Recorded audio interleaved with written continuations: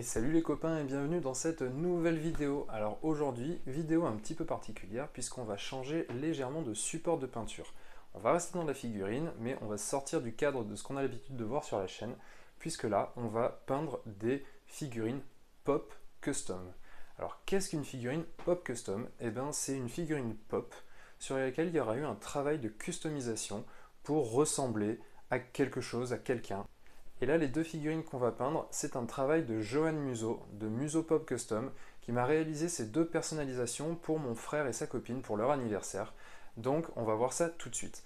Avant d'aller plus loin, je voulais quand même vous montrer un peu à quoi ça ressemblait, puisqu'il avait déjà fait une première customisation à mon effigie avec cette petite figurine. Alors là, en l'occurrence, j'ai pas du tout fini la peinture, évidemment, mais là, on retrouve le pull vert que je mettais souvent au début dans les vidéos, un petit jean avec les teams et ensuite, ma ganache, tout simplement, qu'il faut que je finisse, bien sûr. Et là-dessus, il y a un énorme travail, puisqu'il avait sculpté entièrement le pull, il avait repris tout le pantalon pour faire un jean, il avait sculpté aussi des éléments pour que ça ressemble un peu plus à des Timberland, et il avait resculpté aussi toute la partie cheveux-barbe. Bref, il y avait déjà un gros boulot là-dessus. Donc là, on va passer à celle de mon frère et sa copine, et on va voir ça ensemble tout de suite. Et donc voilà les deux figurines que donc, je dois peindre pour ce cadeau d'anniversaire. Donc voilà, ça c'est celle qui ressemble à mon frère évidemment, et ça c'est celle qui ressemble à sa copine, donc sur la thématique Harry Potter. Et là on voit bien donc, le travail pardon, qui est réalisé par l'ami Museau, puisque on voit la sculpture, notamment ici donc sur l'écharpe, le chat qui a été entièrement sculpté, là, qui vient se blottir, se lever contre la jambe, la canne qui a été retravaillée, la baguette, la canne n'importe quoi, la baguette qui a été retravaillée, et ici on le voit même d'autant plus, puisqu'il y a encore plus d'éléments qui ont été resculptés, parce que là, sur la tête donc, qui a été prise de Captain America, finalement ça ressemblait beaucoup. Là, sur la tête de ce personnage, il y a eu un petit travail de sculpture sur les cheveux, puisqu'elle avait des tresses, et donc Johan est venu les cacher. Ici, il y a également l'écharpe. Et là, pour que le personnage ne soit pas trop statique, je lui avais demandé s'il était possible de faire quelque chose qui ressemble à un sort, qui ressemble au lancement d'un Patronus. Et il a réalisé ça avec vraiment beaucoup de talent, je trouve. C'est vraiment canon. Donc maintenant, on va essayer de peindre tout ça. Donc c'est parti. Alors là, cette fois-ci, j'ai décidé de tester de sous-coucher en gris. C'est pas une habitude chez moi, hein, vous l'avez vu, je sous-couche très souvent en noir. Mais là, notamment le visage est quand même assez important. Et donc, étant donné que ce sont des couleurs claires, je voulais pas faire une sous-couche noire qui était peut-être un petit peu trop sombre. Je veux quand même quelque chose d'assez lumineux. Donc pour ça, j'ai utilisé la bombe Army Painter gris, hein, donc c'est le Primer Uniform Grey que vous voyez là. Et donc du coup, voilà ce que ça donne. Maintenant, on va passer à la peinture. Alors, étant donné les grandes surfaces, on va commencer avec de l'aéro. Alors du coup, on va commencer par tous les cheveux, par la partie des cheveux de la barbe. Alors le truc, c'est que mon frère est un blond plutôt foncé, blond châtain. Donc du coup, je vais essayer de partir sur ces couleurs-là. Alors le Fur Brown pour les ombres les plus fortes, et ensuite, donc pour le côté vraiment châtain, on va partir sur du Monster Brown éclairci au Desert Yellow, et ensuite on va rajouter des pointes de Demonic Yellow probablement mélangées avec du Desert Yellow pour donner ce côté un petit peu plus blond. Mais voilà, quand on peint du blond, et notamment quand c'est du blond assez foncé, on n'utilise pas du jaune pur, hein, ça fait trop poussin. Donc on va essayer ça sur cette base là, en commençant évidemment par le Fur Brown.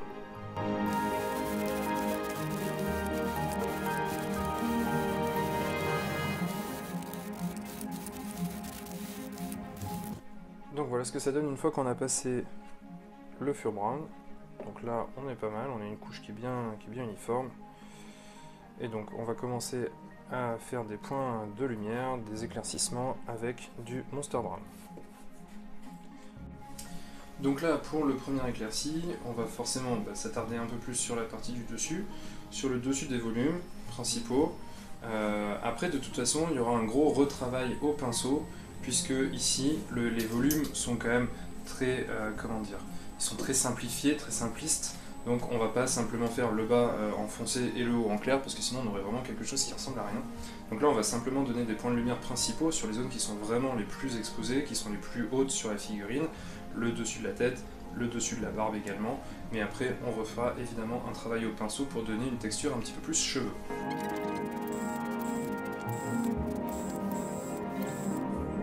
Désolé pour le son, vous avez dû entendre un petit peu de loin, j'avais oublié de me raccrocher.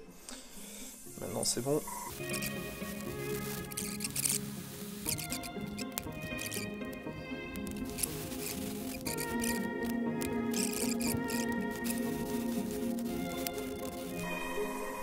Voilà, là on est bien, je sèche et après on passe au Desert Yellow. C'est parti pour le Desert Yellow, j'ai déjà fait le mélange. Je vais montrer juste l'étape, mais après je vais pas tout détailler au pas à pas parce que sinon la vidéo va prendre 3 plombs, mais c'est pas l'idée. L'idée c'est que vous voyez un petit peu le process général et qu'ensuite vous voyez le rendu final. Donc c'est parti.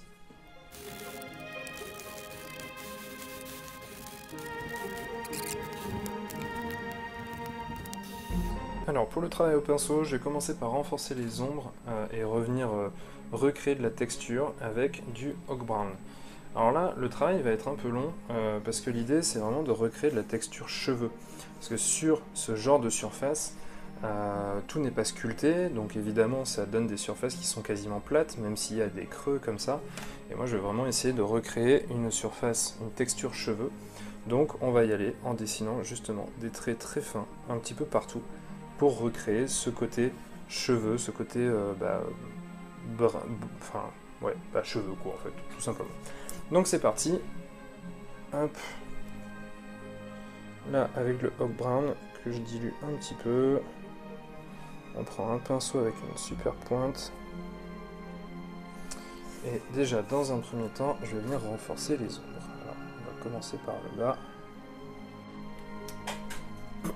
Alors donc là l'étape en fait que je suis en train de faire, c'est vraiment la texture des cheveux. Donc la texture des cheveux, en fait, c'est une étape qui est assez longue et fastidieuse.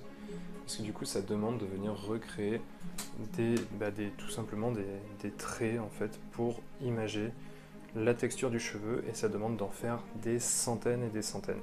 Donc là, je suis en train de le faire, de remonter petit à petit. En fait, les couleurs de base vont nous servir à donner la couleur générale de la zone. C'est-à-dire que là, ce sera beaucoup plus foncé ici que ici. Et ensuite, on va venir recréer des traits, des couleurs en remontant du plus foncé vers le plus clair. Et donc voilà ce que ça donne une fois qu'on a finalisé toute la partie cheveux et barbe. Donc là voilà, j'ai pas filmé encore une fois tout le process parce que c'était vraiment des centaines et des centaines de coups de pinceau. À l'écran ça aurait été beaucoup trop répétitif. L'important étant de garder le gradient de clarté avec les poils les plus sombres sur le bas et les poils les plus clairs sur le haut, aussi bien sur les cheveux que sur la barbe. Et maintenant je vais passer à l'étape de la peau et pour ça je vais mettre du scotch de masquage sur l'intégralité des parties déjà peintes. Donc là on voit les étapes une à une, ça prend un peu de temps mais franchement après une fois qu'on passe à l'aérographe ça fait gagner beaucoup de temps.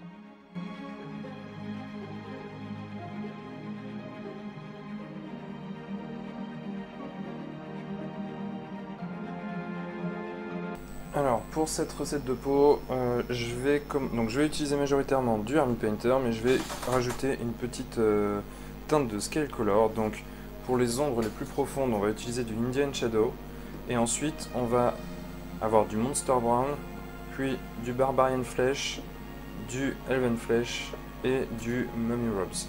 Alors là pour le coup en fait ces couleurs on va pas forcément les utiliser pures, il y aura des petits mélanges à chaque fois pour faire les transitions entre tout ça, pour avoir quelque chose d'assez lisse.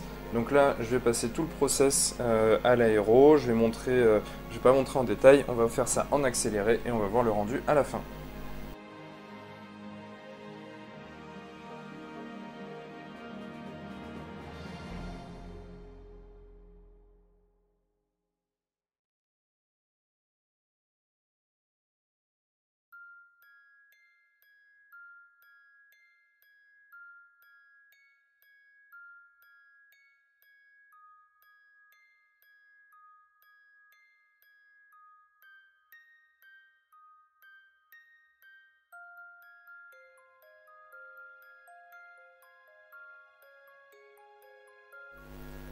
Donc voilà ce que ça donne après le passage de l'aéro.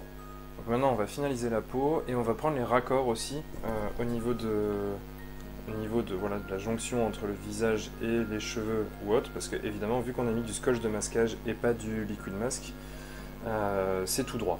Donc bien évidemment ça fait pas naturel, il faut reprendre ces transitions et on va le reprendre bien sûr avec l'ombre la plus forte qui est ici, donc à savoir le Indian Shadow.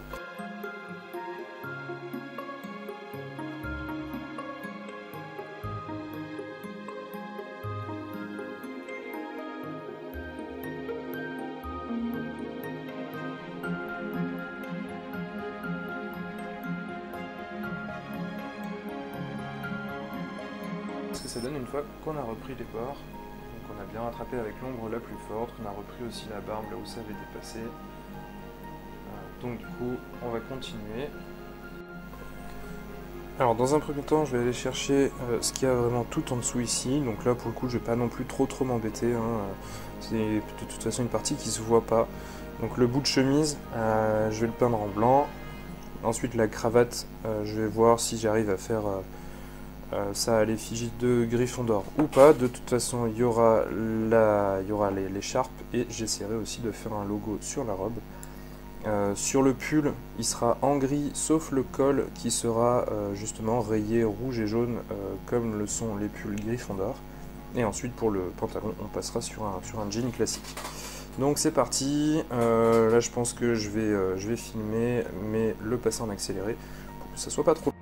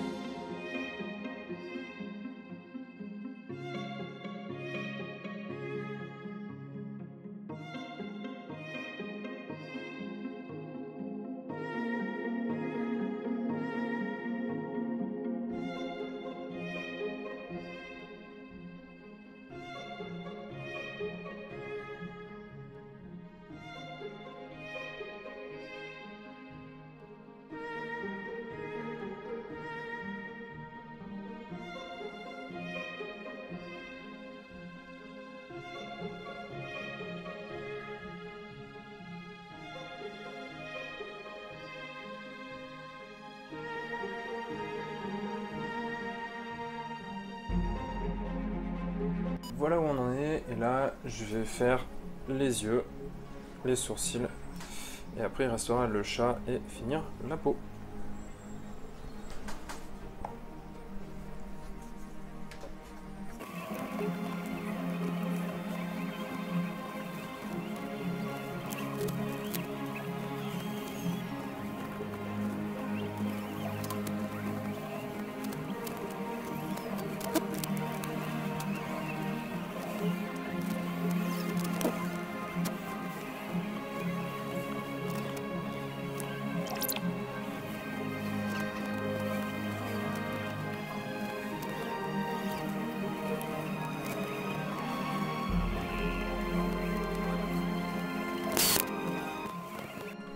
Donc voilà où j'en suis. Là maintenant il me reste plus que le chat et reprendre les petites zones de peau et ce sera fini. Donc là je vais tout faire hors caméra pour pas que la vidéo dure 6h30 là.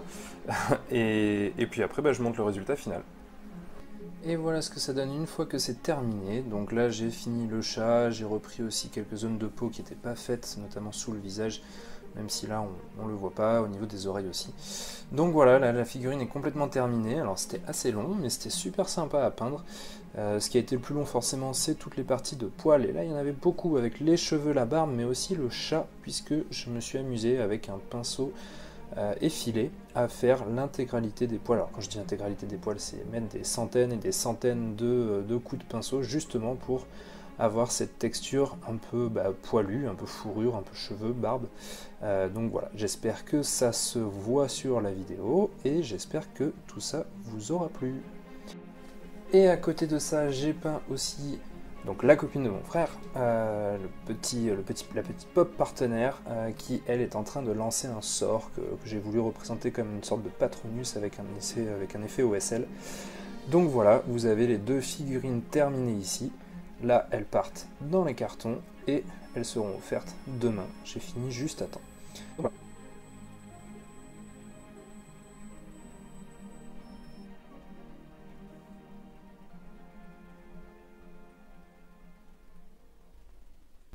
Et voilà, cette vidéo est terminée, j'espère qu'elle t'aura plu et que tu y auras appris quelque chose. Pour moi en tout cas ça a été hyper enrichissant parce que passer d'une figurine standard de 28-30 mm à une échelle comme ça et surtout avec des formes comme ça qui sont totalement différentes, ça a été un vrai challenge et c'était super sympa.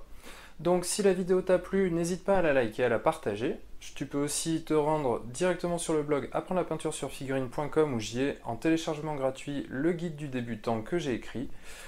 Pour la chaîne, n'oublie pas non plus de t'abonner en activant la petite cloche pour ne pas louper les prochaines vidéos. Et pour ceux qui me découvrent dans cette vidéo, je me suis lancé à temps plein et donc aujourd'hui j'ai un service de peinture et de cours de peinture. Donc si ça vous intéresse, surtout n'hésitez pas, les pops en font bien évidemment partie. Il ne me reste plus qu'à te souhaiter une très bonne soirée. Je te dis à très bientôt et surtout n'oublie pas de mettre des couleurs dans ta vie. Ciao!